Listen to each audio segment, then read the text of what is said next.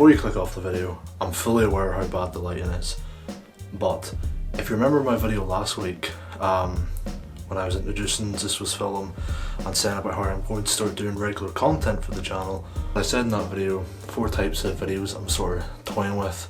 First video of every month is going to be like a vlog of some kind.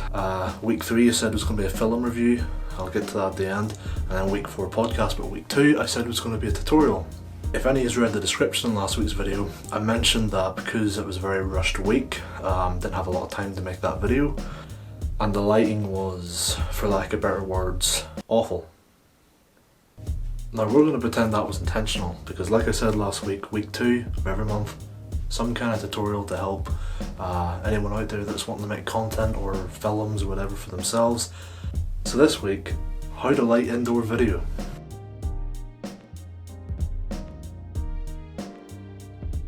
At the moment I just have a lamp on, not really have a light on, that doesn't really make a difference. Now when I say indoor video, I'm not talking short films, any type of professional work, although that might be a useful tutorial in the future, I might do that. I'm purely talking vlogs, the type of videos I'm making at the moment. So this is just going to be basic stuff, how to do that, different techniques, or at least not to make it look bad, like mine was last week. As I said a few minutes ago, just down there behind the camera, I have a lamp. It's pointing at the wall for some reason, I don't remember doing that. And the main light in my room. Those two will not do anything for you. You can have them on, as long as it's not disturbing the rest of the lights you set up. 9 times out of 10, it won't make a difference, or if it does, it'll just not be that much. But if you're in an environment where it's really dark, it can be good for some extra support. Or if you can't afford a lot of the equipment, it's a good stand-in sometimes, but ideally try not to rely on the light in the room you're in. Near, I've been using these lights for years, I still don't know how to say the name, but Near, their lights are solid. They offer a lot of different lights at a lot of different price points. The lights I'm using are the CN160s. I have 2 of them. That's another thing.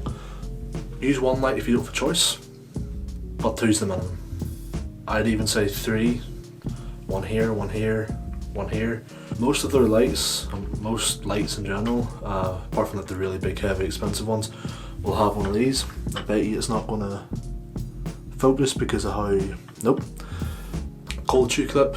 If you're strapped for budget or maybe even space, having one of these screwed onto the top of the camera is not bad. When I was saying earlier about having 3 of them, 1 here, 1 here, 1 here, instead of having a big tripod behind your camera with it, stick it on the hot shoe clip unless you're using a microphone like I am. And they go into one of these, also by the company name that I don't actually know how to say. Now, these are essentially tripods for lights, but you can use them as regular tripods. I've done it before, it's not ideal. First tripod set up, you can't see it. That's a good idea. Why don't I grab a second camera to film it? There we go boys, tripod 1 is installed. And by that it's just sitting there.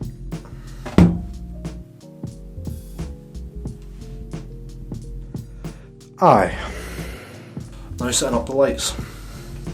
A lot of the time positioning when it comes to these lights can be quite handy.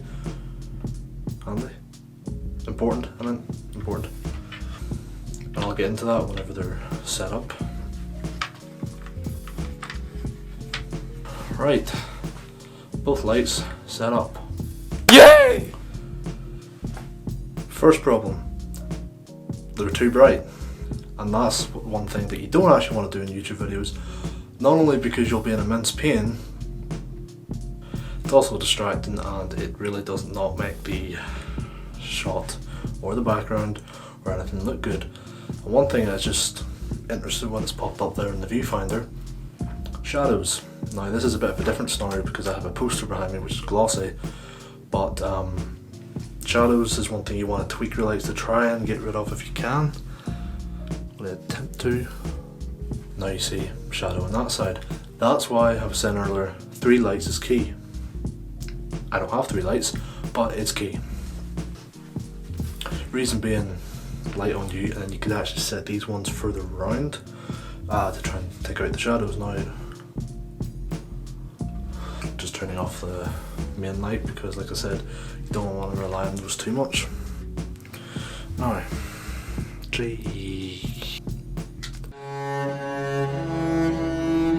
we're not done yet, don't worry, this is an improvement, but we're not done. There's several other techniques that you can do when it comes to lighting. Now, one thing I mentioned earlier briefly is the position of them. That's very important. Now, one thing my dad actually taught me is sometimes having the lights directly pointed at you isn't a good idea. Not only because obvious reasons, but you can actually achieve a more muted look, which sometimes suits videos a bit better. Now, I've only used this a few times before, never actually done it that often, but it's useful to know. Still not perfect, but it is actually quite an improvement compared to what we just had. The light is now targeted at the ceiling, which is also a white ceiling, so that bounces the light down. Still, lasso lights. Now, lasso lights are something I didn't actually think were that useful until I started using them. And what they are is a big bit of tin foil. If you don't have a lasso light, and maybe it's not within your budget, or you're really just trying to save, tin foil. I'm not joking. My old lasso light before I got this one was a sheet of cardboard wrapped in tin foil, and it worked. The idea behind them is similar to what I just said about bouncing light off the roof. Tin foil bounces the light. It's hard to see, but I'm reflecting the light where I want to on the ceiling. I'll film that with my other camera. There we go. Now, ideally, if you were to use a lasso light, you'd have it set up somewhere. You can get attachments to clip these onto tripods or these mic stands, lighting stands that I have, and that's when they can be quite useful to use. My face isn't really that well lit at the minute. There we go. But it's not the light shining straight into my face, it's the reflection of the lasso light. Now, if this was mounted here, see?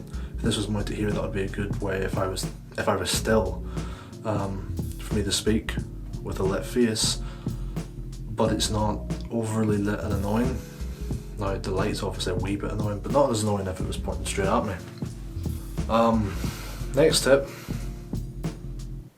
always brush your hair before you make a video.